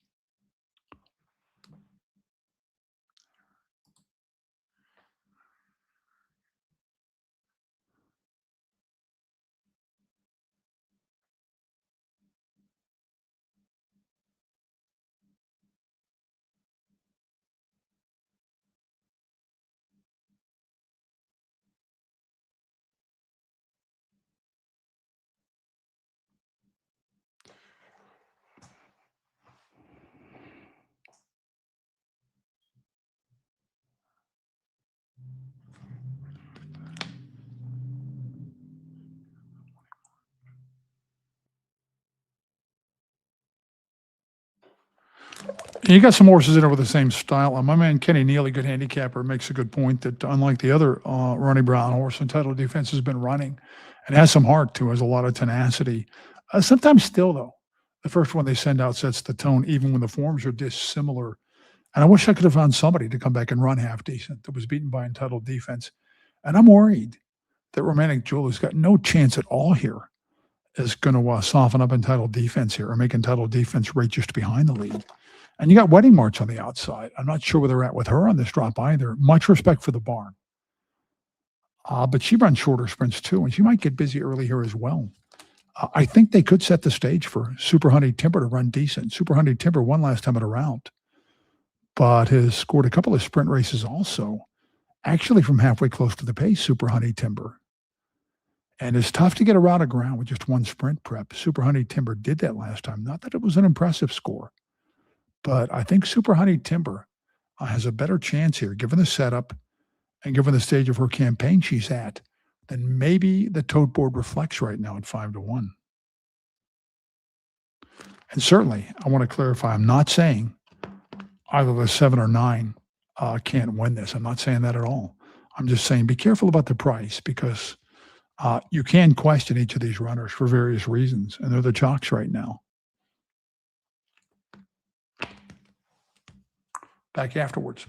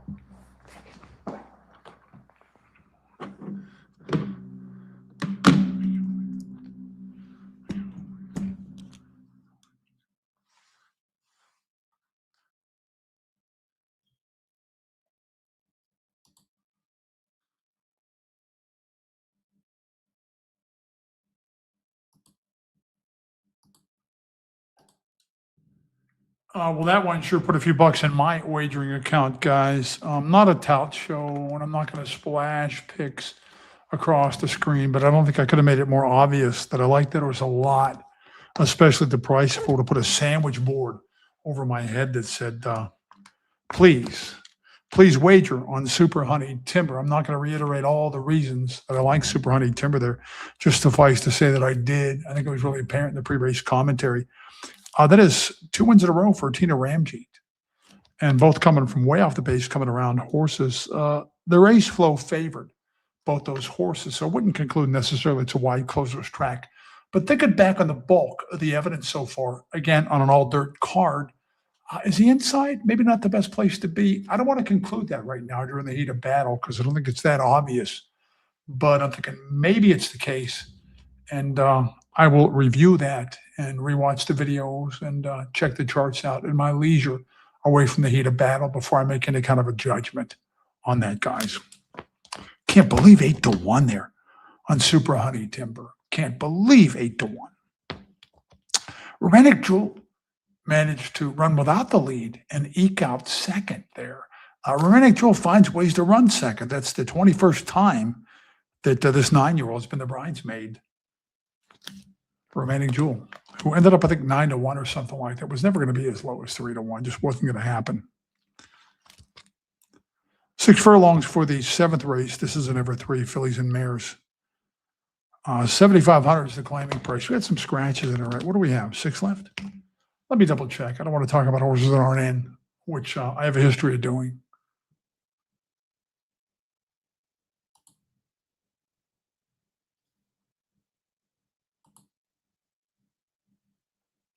You've got 6 in here. And I made the point on my misconceived morning line price is that Little Breezy was going to be lower than 5-2. And you're already looking at 3-5 up there on Little Breezy. This is, I think, Eddie Clouston's best chance. And somebody wants to know how come he's not doing so hot. Well, Eddie had a bad test for a serious substance. And in the wake of that, if he's not quite as hot, then with all respect, search your mind very carefully for the reason. And I think it might occur to you. Although Eddie's a good horseman. And he'll get his mojo back at some point, believe me. His best chance here for his first win of the year, Little Breezy. And you know what? To get that one under his belt will be quite a relief for the guy who's led the list here a few times, Eddie Clouston. I like Eddie, and we're on a friendly basis. I would have been a little bit more blunt about that bad test. Little Breezy wins off by 8 lengths with the kind of speed figure that's probably going to beat this field on May the 17th. And the place horse came back to win and flatter Little Breezy. Little Breezy comes back on grass. I don't know if this horse likes turf or not, but was in a higher tag than this and then with better horses. Even Alien Princess, who got off to a good lead there, is faster than this field. And the runner-up, Jay Rivers, came back to win. Huge, just smaller field at a rod of ground. So stiffer competition for Little Breezy there, who was claimed at Belterra for 75 in the wake of that 13 3/4 length romp. So I get the reasoning. Lost at 30 cents on the dollar when haltered. And sometimes claims that don't work out right off the bat, that aren't timed well, will still pay off with some good horsemanship and patience. I say this all the time because it's true. And the only bad race this year was first time off the bench, and that was the case with all the Stansberry returnees, just with all of them. I don't know. I don't call this a negative drop because this is what Little Breezy was haltered for, the $7,500 to begin with. I kind of doubt anybody's going to jump on this horse for $7,500. And thanks for shooting me the Pirate score and giving me good news. Whoever was the bearer of good news there to let me know. And my wager is going to be close. It's going to be a photo either way that the Buccos, with just one filly at bat left, have now widened their cushion to like, I don't know what, 4 runs or something like that. Yeah. I've been a Pittsburgh Pirate fan, devout Pirate fan forever. And as I've said on the show before, I'm no baseball expert. I make this wager out of fondness for my beloved Buccos because I'm from the greater Pittsburgh area, originally from Beaver County, which is pretty close to Pittsburgh. Most of the towns in Beaver County. You'd be surprised when you make this kind of a fun bet. And it's like a horse race that lasts for like 5 months. How much you get into the intricacies, the minutia, the analytics of baseball, and whether the runner should go, whether the manager should put on a hit and run, which arm he should go to in the bullpen. All of a sudden, you become more knowledgeable about this kind of stuff. Believe me, when you get a few hundred quid up and at stake, believe me, and every pitch begins to take on added meaning. So, anyways, Lil Breezy, I think the likeliest winner here. Palkar and Klauston teamed up for 11 straight winners. And the natural odds against that, I think I figured it up on paper, and I'm not a mathematician. I'm a non-math guy in an increasingly mathematical game of algorithms, guys. Low-tech handicapper for sure, intuitive handicapper with a lot of experience, who's seen a lot of things in thoroughbred racing and read a lot of forms on a lot of horses. But whatever the case, Palkar and Klauston, 11 straight in tandem, and Klauston lost some races along the way without Palkar on board, and Palkar lost some races along the way without Klauston putting the saddle on. But in tandem together, they were 11 in a row, and I think the natural odds against that were something like 500,000 to 1 or something. Just incredible accomplishment. They never got any press. Nobody noticed it. I guess they thought it didn't count because those weren't consecutive starts for either man. But to me, it was every bit as awesome a feat as Frank Patterson's and then Kevin Patterson's, Frank Passero's and then Kevin Patterson's 16 in a row and then 17 in a row, right? Which I like in a Joe DiMaggio's 56 straight game hitting streak. So Lil Breezy is going to be a crazy short price here for sure. The second favorite, a tie between Go-Go Star number 5 and Sly Jim on the outside. Sil Jim, I should say, on the outside. Ramjeet 2 wins tonight. Goes first off the claim here. Blankenship's not the first guy I would halter from. He gets a lot of run from his horses. And this horse got a great setup to win from off the pace last time. I loved Sil Jim. If you remember that night's broadcast, and got 5-2 there. It really set up for a rally. The buyer was infinitesimal in victory there. And the place horse, who was the favorite, was supposed to show speed, didn't, tried to half-ass close from way back. So just was not an impressive win for Sil Jim. And this is not a barn, the former trainer that I would necessarily halter from, Blankenship. So I'm not that bullish on Sil Jim's chances here to beat Lil Breezy. Go-Go Star, who's 5-1 and tied for second favoritism. Interesting. Comes from Tampa, where it's a lot tougher. So the drop in claiming price and the drop from a bigger circuit could help. I don't have a lot of book on this guy, Scott Murphy. Sometimes their records elsewhere are out the window when they come to Mountaineer. I don't really know what else to tell you. A Go-Go Star has a history of some early speed. Got the lead at least once on the page there. And has been faced with some stiff splits. Might try for the front in here. May well try for the front. She had a secret number 2. I can't remember the last time Big Daddy Don Roberson won a race. They waiver this horse as if somebody wants to claim she had a secret for $7,500, as if they're counting their pennies and waiting with bated breath for him to risk this horse for $7,500. People prize what they have. Lost Bikini. Boy, was that a bad claim. Sure didn't work out. Haltered for 12.5, disappears for 2 years from the face of the planet. Barb Sauer, nice lady. Used to be with Bernie Sailor, Bernie the Sailor Man, the jockey Bernie Sailor, whose main notoriety in Mountaineer came for fighting then the boss of the whole track, Rosemary Williams, for her to let him smoke in the jocks. Barb Sauer's ex Bernie Sailor. I don't think he's any longer with us. Was a decent rider one time in Chicago. Barb mainly ponies horses in the post parade, and I wouldn't expect much from Lost Bikini here off this kind of a layup, huh? I just wouldn't, guys. 2-5 now on Lil Breezy, and don't say I didn't tell you about that, because just check out my misconceived morning line price points when I said that 5-2 was simply too high on the program for Lil Breezy.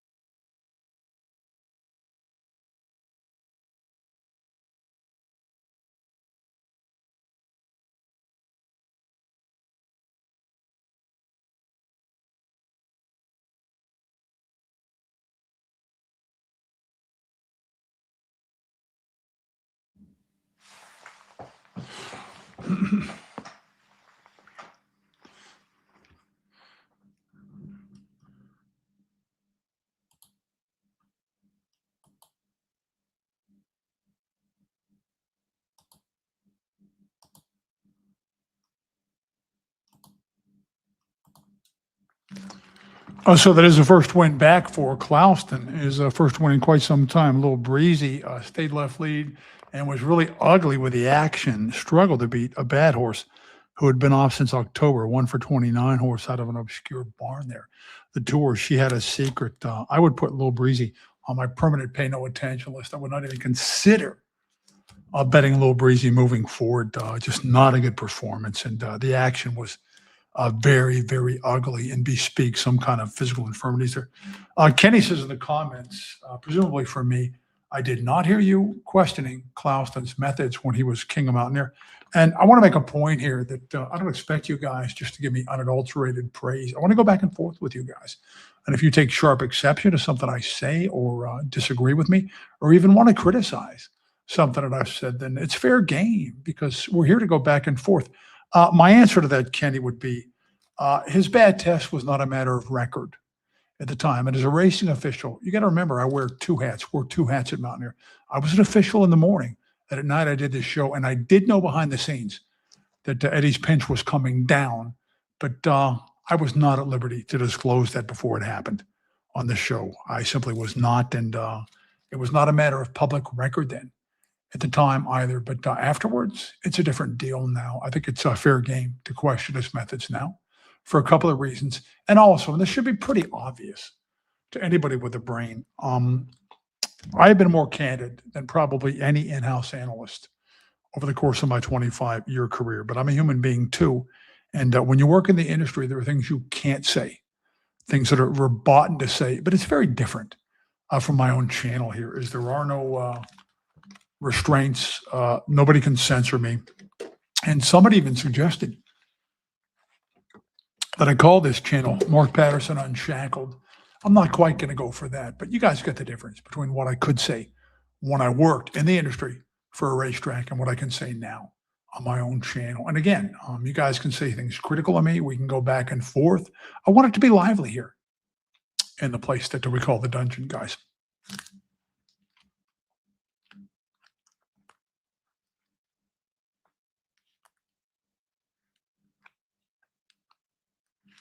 So let's move ahead to the last race. Eighth race is 5.5 furlongs, mixed condition. Never for Life or non-winners in 2026 we're talking about. The eighth race here. This is really interesting because you got some X factors in here. The best horses have both been away a considerable period of time. Red Hurricane hasn't run since July of 2025. And Thirsty John has not run since November of 2025. Now, that's a shorter layup for Thirsty John.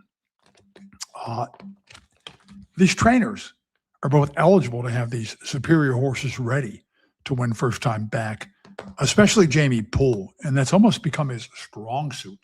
Jamie Poole, he's won races at Mountaineer this year with horses away 250 days, 280 days, 280 days, 240 days. So he's had them cranked up and then some.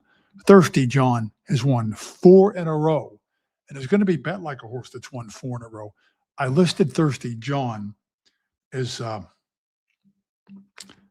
one of my misconceived price points there. 9 to 2 in the morning line was never going to happen. Thirsty John is going to be a much shorter price than that. It's going to be bet as if Thirsty John has won 4 in a row and as if it just happened. And that 80 buyer, I don't care if it was attained back before Thanksgiving, is also going to get played. Is going to get supported here for Thirsty John. Thirsty John, very talented, but obviously some issues. Was away from the game for a year and did win off the bench first time back. Thirsty John, but only runs one more time and then sidelined again. So this horse has some serious physical issues. I want to stress that point, but far more talented than these horses and runs out of a barn that just rocks with off the bench runners, just totally rocks and has rocked this season with horses that evidence that form trait. Another very talented horse that's been away, this time a more problematic layup, has been away since last July, gets claimed. You don't claim him to lay him up a year. You don't want to do that. Nobody's got the money to do that. Incidentally, they're both wavered and protected from claim here. Red Hurricane, the 2, and Thirsty John, the 10. Neither is risk for the tag here. They're both protected. You don't claim a horse, though, to give the horse a year away. If the horse comes back okay, Red Hurricane must come back in some serious hurt with some serious physical issues. Red Hurricane, his reputation precedes him. 10 for 30, 6 for 13 over the Mountain Main. A very quick speed horse, a speed horse with a lot of fight, who has beaten better than these a lot of times, both here and at Mahoning, to boot. Red Hurricane, who I think first came up here for Jaybird from maybe Florida, I'm thinking. Now, here's where it gets a little more complicated. Christopher Longston does not have Jamie Pool's ostentatious record of success when horses have been away. But if you flip your workbooks back to that 4.5 furlong race, you see where he had You So Money Baby ready to win and win smartly with a 60 buyer, a mare in a cheap condition race, having been away since December. So Christopher Longston has had the training saddle out himself for his comebackers this year. So Red Hurricane might be ready here too, to boot. And they're both sexy. They're both really good horses. They're both protected from claim. Another X factor, I think, is Probably 10, the 7 horse.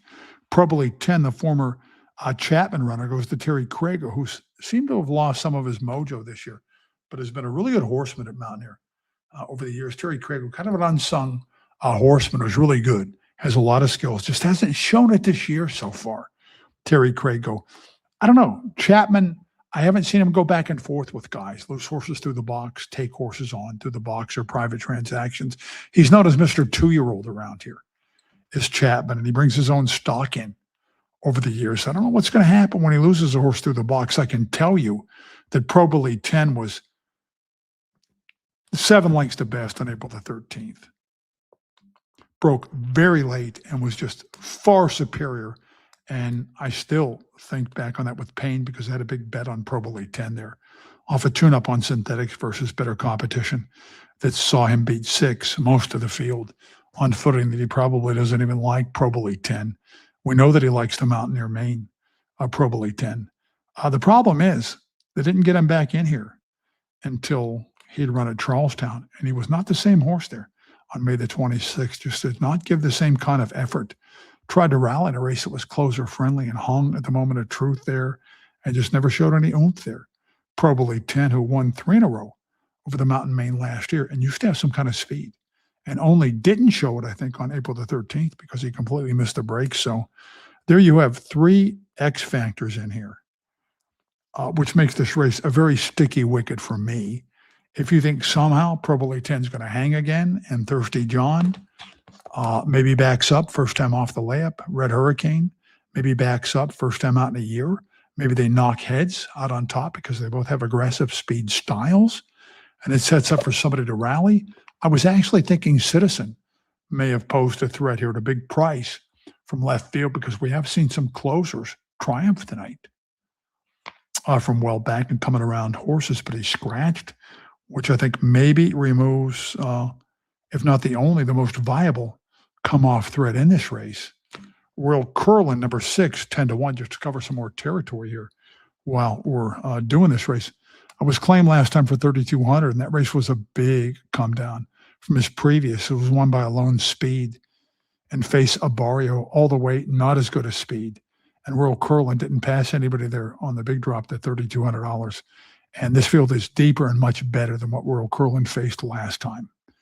Much better field. A Dazzling Truths was a good closer, but has been away since September. Shane Speech with 3 winners already on the year. That's about his yearly total at Mountaineer, so I'm not sure where he goes from there. Zaddy on the outside, who I liked to close last time. The race didn't shape up as closer friendly, though, as the winner, that Canavale, got loose on the lead and was never going to look back on a rail bias track. I think it was rail bias. The problem is Zaddy, despite his come-off style, also saved a lot of ground and had the grain, the path bias in his favor there. And again, even though Canavale had things his way on top, and the Speeds may not have the same fate in store for them tonight against Zaddy, is a far lesser horse than potentially are some of these foes in here for Zaddy. So not a race I intend to bet. Cross my heart, hope to die. I wish you guys the best on this nightcap. Enjoyed the lively exchanges back and forth tonight in the comment section. It will be my honor if you will join me again tomorrow at 15 minutes to post, because I'm determined to make a go of this. And if you got with me tonight and I didn't get with you in the comments, apologies. Next time I promise I will. And if you did make the scene, please do me a favor. If I'm ever to earn anything from this, I have to jack the subscriber number up. So please subscribe and hit the like button. Hey, thank you very much. Mark Patterson out.